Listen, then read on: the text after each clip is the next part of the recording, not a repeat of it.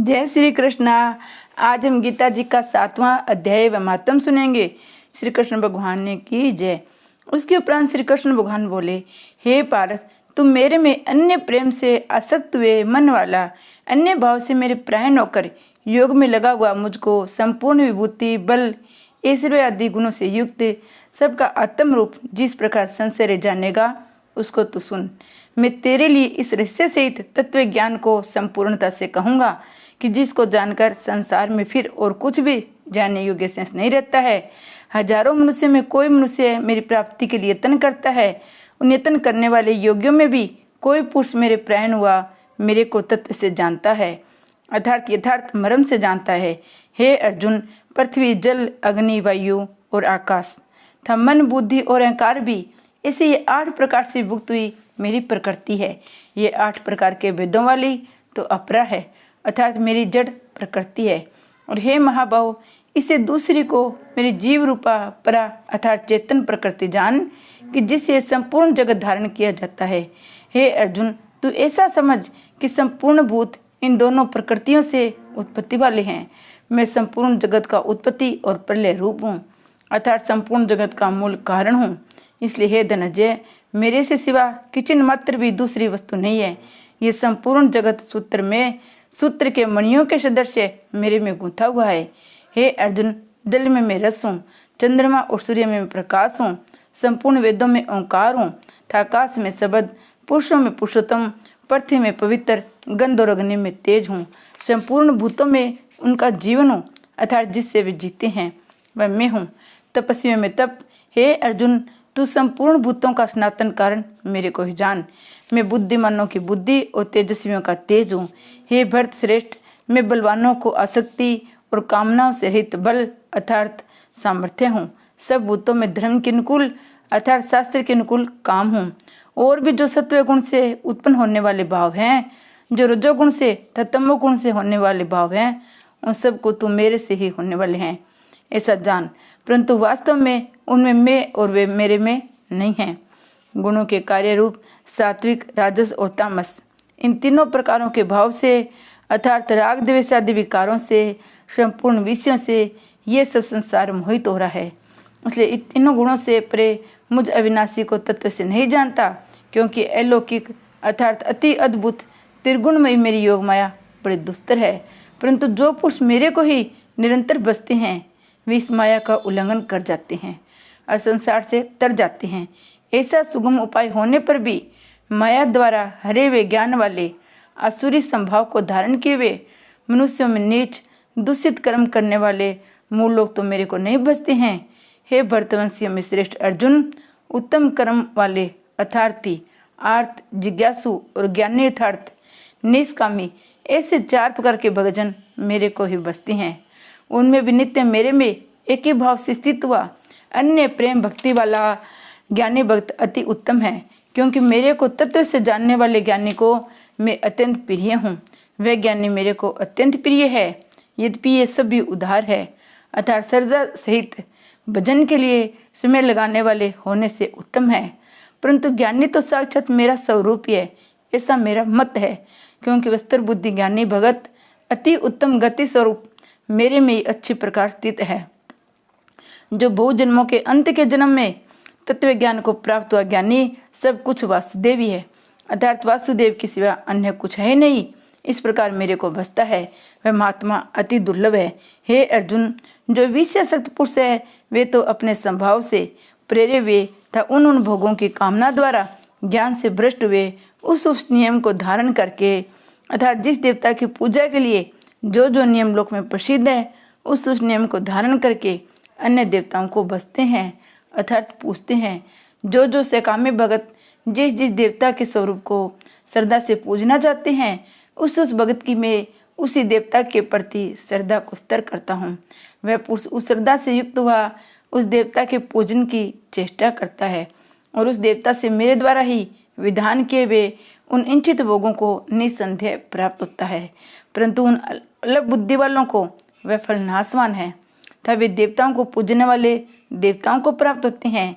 मेरे भगत चाहे जैसे बजे शेष में वे मेरे को ही प्राप्त होते हैं। ऐसा होने पर भी सब मनुष्य मेरा भजन नहीं करते।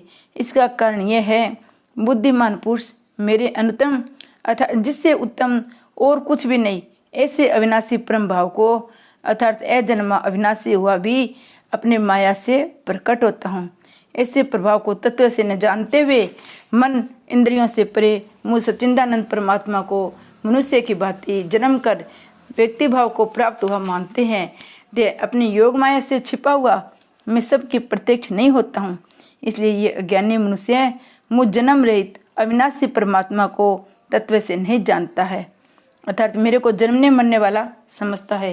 हे अर्जुन, पूर्व में व्यतीत हुए, वर्तमान में स्थित था आगे होने वाले सब भूतों को मैं जानता हूँ, परंतु मेरे को कोई भी श्रद्धा भक्ति रहित पुरुष नहीं जानता है।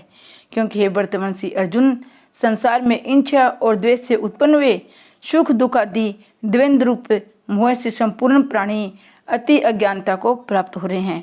परंतु निष्काम भाव से श्रेष्ठ कर्मों का आचरण करने वाले जिन पुरुषों का पाप नष्ट हो गया है, वे राग द्वेष आदि द्वंद्व रूप मोह से मुक्त हुए और दृढ़ निश्चय वाले पुरुष मेरे को सब प्रकार से बसते हैं।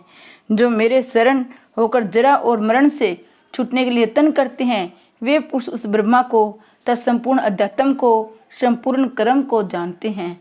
जो पुरुष अधिभूत और अधिदेव के सहित, अधि यज्ञ के सहित सबका आत्म रूप मेरे को जानते हैं, अर्थात जैसे भाप, बादल, धूम, पानी और बर्फ ये सभी जल स्वरूप है, वैसे ही अधिभूत, अधिदेव, अधियज्ञ आदि सब कुछ वासुदेव स्वरूप है।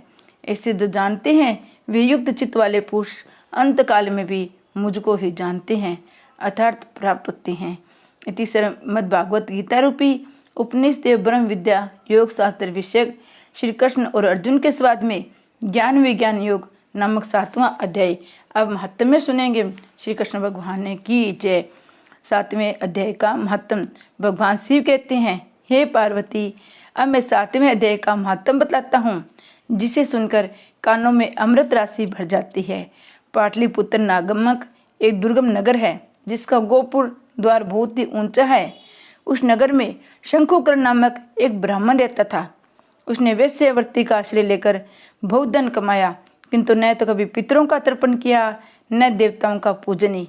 वह धनोपार्जन में तत्पर होकर राजाओं को भोज दिया करता था। एक समय की बात है, उस ब्राह्मण ने अपना चौथा विवाह करने के लिए पुत्रों और बंधुओं के साथ यात्रा की।